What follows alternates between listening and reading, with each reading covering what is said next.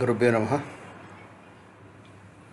పరివర్తన ఏకాదశి సెప్టెంబర్ 3, 2025. పరివర్తన ఏకాదశి పూజా విధానం మరియు వ్రతపారణ ముహూర్తం. ప్రతి సంవత్సరం భాద్రపద మాస శుక్లపక్ష ఏకాదశి రోజున పరివర్తన ఏకాదశి వ్రతం పాటించబడుతుంది. ఈ సంవత్సరం పరివర్తన ఏకాదశి సెప్టెంబర్ 3, 2025 బుధవారం నాడు వస్తుంది. ఈ ఏకాదశిని పార్శ్వ ఏకాదశి అని, పద్మ ఏకాదశి అని, జయంతి ఏకాదశి అని కూడా అంటారు. ఏకాదశి వ్రతం శ్రీ మహావిష్ణువుకు అంకితం. ఈరోజు జగత్పాలకుడు లక్ష్మీనారాయణ స్వామికి పూజ చేయడం అత్యంత శ్రేయస్కరమని భావిస్తారు. ఈసారి పరివర్తన ఏకాదశి రోజు ఆయుష్మాన్ యోగము, సౌభాగ్య యోగం ఏర్పడుతున్నాయి. ఇది ఆ రోజు మహత్తును మరింత పెంచుతుంది. ఏకాదశి వ్రతం చేయడం వారిపై భగవంతుడు విష్ణు ప్రసన్నమై సుఖ సంపదలు, ఆయురారోగ్యాలు ప్రసాదిస్తారని నమ్మకం. పరివర్తన ఏకాదశి ప్రత్యేకత.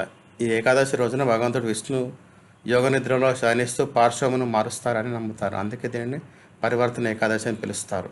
ఈరోజు వామనావతార రూపంలో విష్ణువు మరియు మహాలక్ష్మి అమ్మవారి పూజ చేయడం అత్యంత పుణ్యప్రదమైనదిగా భావిస్తారు. పరివర్తన ఏకాదశి వ్రత ఫలితం. హిందూ ధర్మశాస్త్ర ప్రకారం పరివర్తన ఏకాదశి వ్రతం చేయడం వల్ల వాజపేయి యజ్ఞం చేసినంత ఫలితం వస్తుంది. అన్ని పాపాలు నశించి మనసారా కోరిన ఫలాలు సిద్ధిస్తాయి. పూజా ముహూర్తం. ఏకాదశి తిథి ప్రారంభం సెప్టెంబర్ 3 ఉదయం 4:53 గంటలకు.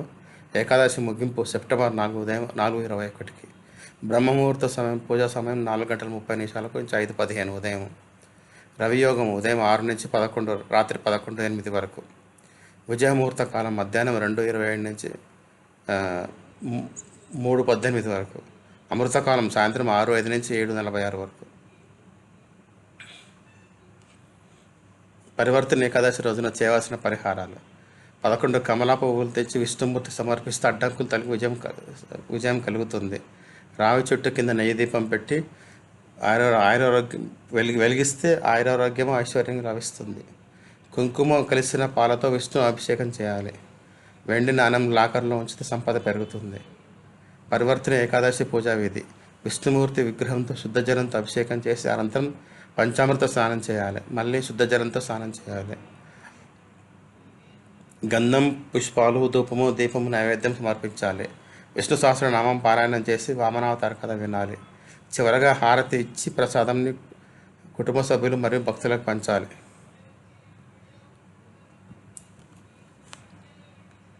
ధన్యవాదాలు.